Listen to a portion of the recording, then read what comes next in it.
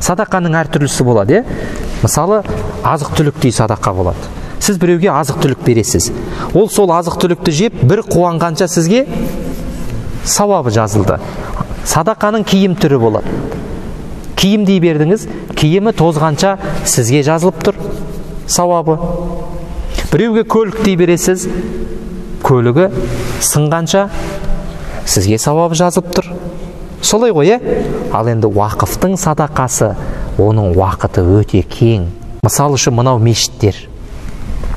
Біреулер осыны садақа қылды ғой, салып берді. Діни уақыф, тап-таза. Қаншама ғасырдан бері қарай, өткен Түркия сапарымызда барғанда, 10 ғасырдан бері қарай, 15 ғасырдан бері қарай жұмыс жасап тұрған.